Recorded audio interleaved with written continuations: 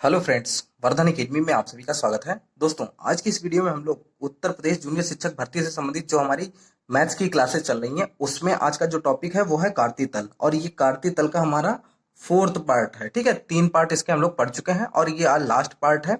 और मैंने कोशिश की है कि सभी प्रकार के क्वेश्चन कम से कम एक एक आपको जरूर करवा दिए जाए। ठीक है, और आज ये आपका चैप्टर पूरा कंप्लीट हो जाएगा क्योंकि इसकी 3 वीडियो पहले ही आ चुकी हैं और ये आज चौथी मतलब लास्ट आज वीडियो है।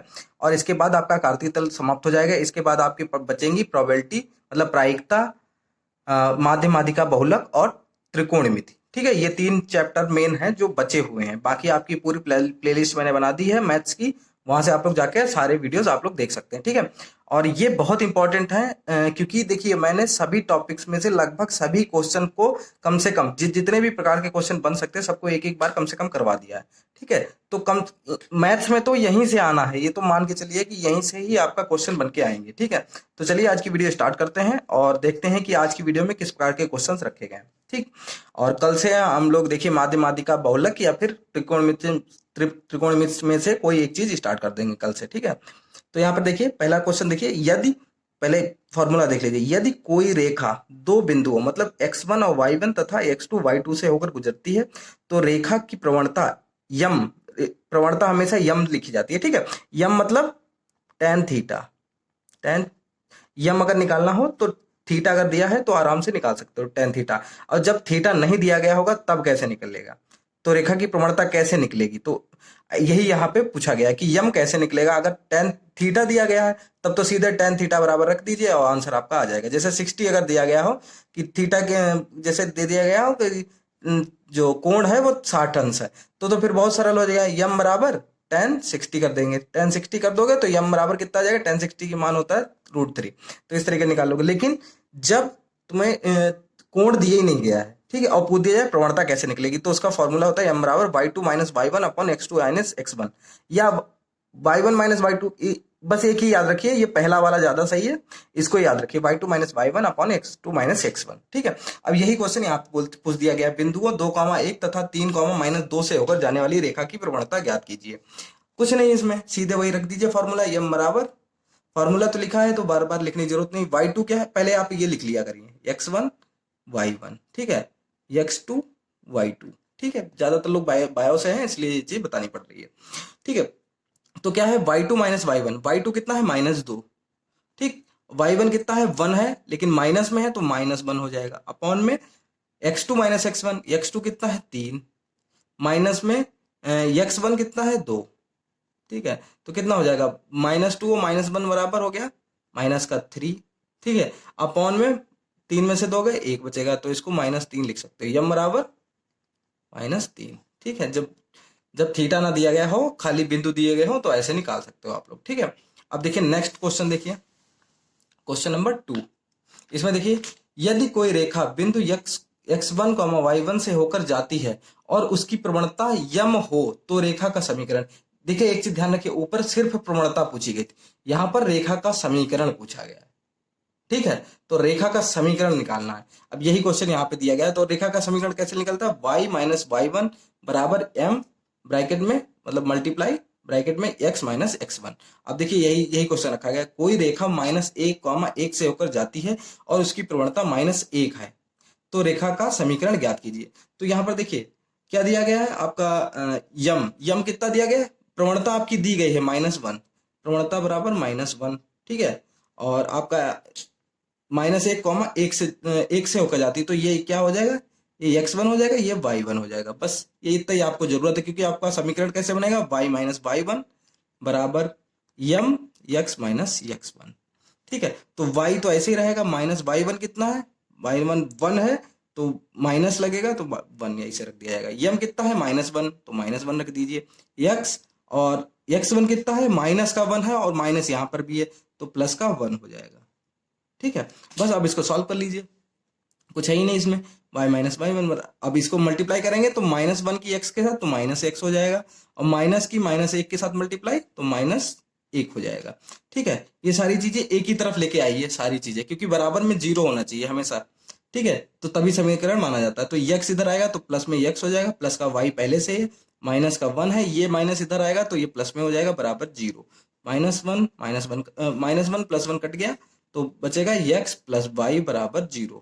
ठीक है, पिछली वीडियो में मैंने बताया था कि आपको ax plus b y plus c बराबर 0 के रूप में समीकरण रखना होता है। तो ax देखिए x आ गया पहले में, फिर बी वाई सी, आप अगर इसमें पुदिया जाए a की वैल्यू तो a की वैल्यू 1 होगी, 1 गुणा x a हो जाएगा, a की वैल्यू यहाँ पे 1 होगी, b की वैल्यू भी 1 होगी, c पुदिया जाए, c है ही नहीं तो c बराबर 0 हो जाएगा अगर बाई चांस कभी पुदिया जाता है तो। ठीक है, तो इस तरीके से ये भी क्वेश्चन आपका लग जाएगा। अब देखिए तीसरे टाइप का जो क्वेश्चन है वो आप देखिए, आप लोग तीसरा क्वेश्चन कैसे लगेगा इसमें। सॉरी, ये देखिए, यदि कोई रेखा दो बिंदुओं x1, y1 तथा x2, y2 से होकर जाती है तो रेखा का समीकरण। ठीक है, इसमें देखिए पिछली बार रेखा का समीकरण उसमें यम दिया गया था, प्रवणता दी गई थी, इसमें प्रवणता नहीं दी गई थी। तब क्या लगेगा, क्योंकि प्रवणता कैसे निकलती है, y2 minus y1 upon x2 minus x1। सिर्फ इतना ही चेंज कर दिया गया है पिछले वाले से, क्योंकि यहाँ पे पूरा यम बराबर इतना ही तो होता है। ठीक है, यहाँ पे बिंदु दे दिए गए, उसमें एक बिंदु दिया गया था बाकी नहीं दिया गया था, लेकिन यहाँ पर ऐसे निकाल लीजिए। अब यही क्वेश्चन देख लीजिए, -3, -4 तथा 3, 4 से गुजरने वाली रेखा का समीकरण क्या होगा। तो यहाँ पर देखिए ये x1 हो गया, ये y1, ये हो गया x2, ये हो गया y2। ठीक है, अब देखिए लगा लीजिए फॉर्मूला, सीधे सीधे लगा लीजिए, y minus y1 equal to y2 minus y1 upon x2 minus x1। ये लिखने की जरूरत नहीं थी, ऊपर लिखा ही था। ठीक है, तो y माइनस y1 कितना है, y1 है 4, लेकिन माइनस ऑलरेडी है तो माइनस माइनस प्लस हो जाएगा 4। ठीक है, y2 कितना है, y2 है 4, माइनस y1 माइनस पहले से है, माइनस एक और प्लस 4 अपॉन x2 कितना है 3, माइनस का x1 है लेकिन माइनस और है तो यहाँ पर माइनस माइनस प्लस हो जाएगा x, और फिर x1 कितना है, माइनस का 3 है और माइनस यहाँ पर भी है तो माइनस माइनस की मल्टीप्लाई प्लस 3।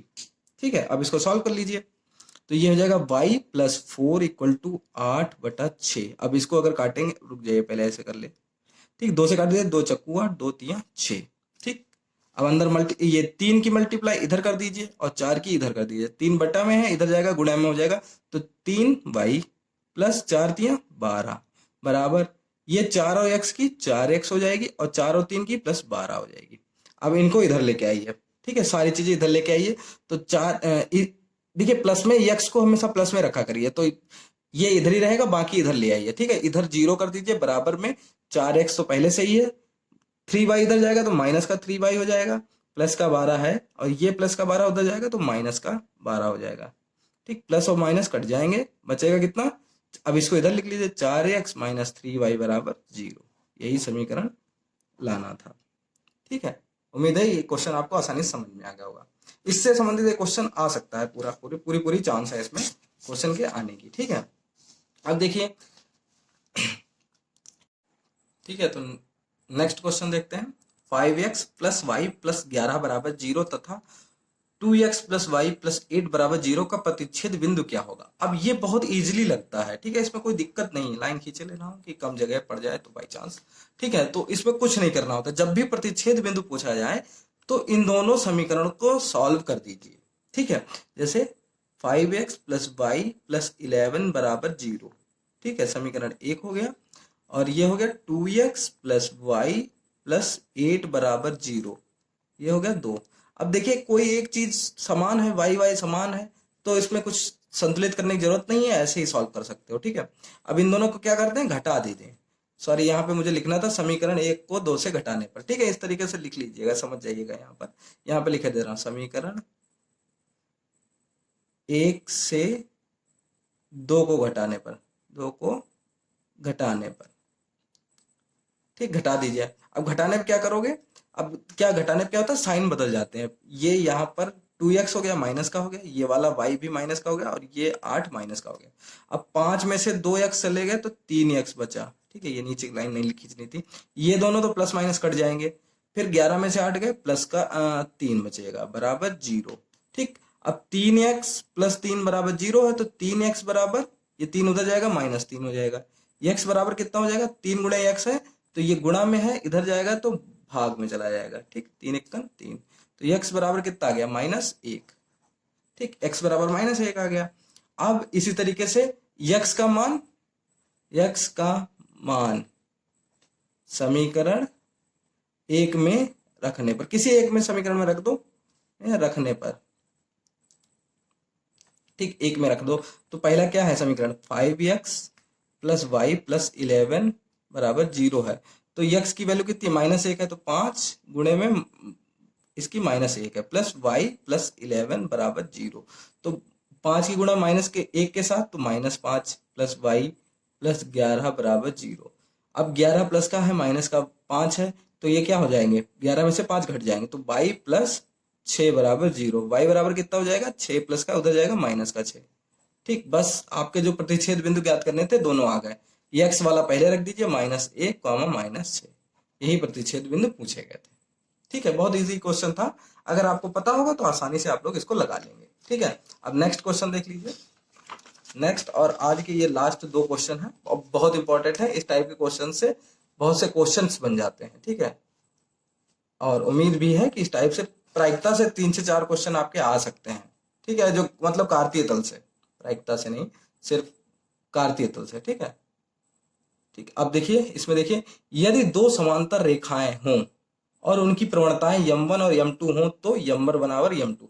अगर कह दिया जाए कि 2 प्रवणताएं समांतर हैं, ठीक है, 2 रेखाएं समांतर हैं, तो उनकी प्रवणता क्या हो जाती है, m1 बराबर m2, मतलब बराबर होंगी। ये चीज यहाँ पे रूल है।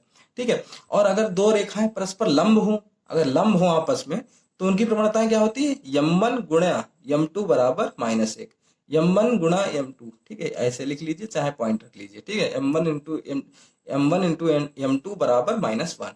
ठीक, अब देखिए पहला क्वेश्चन देखिए, रेखा ax plus b y plus c बराबर 0 तथा 3x प्लस 2y प्लस 5 बराबर 0 परस्पर समांतर हों तो रेखा ax plus b y plus c बराबर 0 की प्रवणता ज्ञात कीजिए।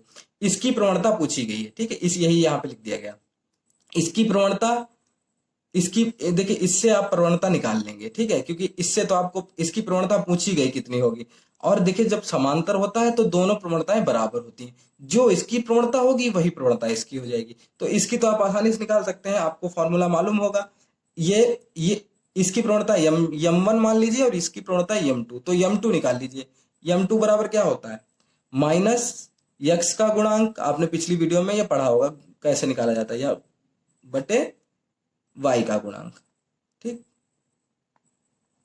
तो कैसे होगा, x का गुणांक है 3, तो -3 बटा y का है 2। तो देखिए m2 की प्रवणता आ गई -3 बटा 2। चूंकि m1 बराबर m2 होता है, तो m1 बराबर कितना हो गया, m2 कितनी है, -3 बटा 2। अब यही आपसे पूछी गई थी m2 की वैल्यू। ठीक है, इसकी प्रवणता पूछी गई, सॉरी m1 की प्रवणता पूछी गई थी, m1 की आ गई। बस इतना ही आपको करना था, इसमें कुछ खास नहीं था, बहुत इजी, आसानी से लग गया। अब दूसरा देखिए, इसमें किस तरीके से क्वेश्चन आता है।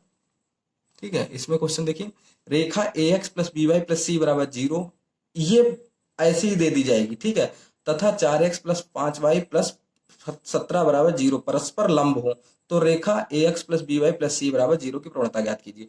तो ये m1 है, इसकी पूछी गई है, ये m2 है, m2 से निकाल लीजिए। ठीक है, माइनस x का गुणांक बटा y का गुणांक। ठीक, m2 निकालना है, तो x का गुणांक है -4, ठीक है, और y का गुणांक है 5। ठीक, अब ये आपका निकल आया m2। ठीक, और जब देखें लंब होता है तो फॉर्मूला क्या होता है, m1 इंटू m2 बराबर -1। अब देखिए m1 आपका दिया नहीं गया, m1 तो ऐसे रही है, m2 कितना है, -4 गुणा 5 बराबर -1। ठीक, अब ये उधर जाएगा तो m1 कितना रह जाएगा, m1 बराबर 5 मल्टीप्लाई में -1 गुणे 5 हो जाएगा, और माइनस का 4 बटे में चला जाएगा, माइनस का 4, माइनस माइनस कट जाएगा और ये बचेगा 5 एकन 5, m1 बराबर 5 एकन 5 और बटे में 4। बस आपसे m1 की वैल्यू ही पूछी गई थी।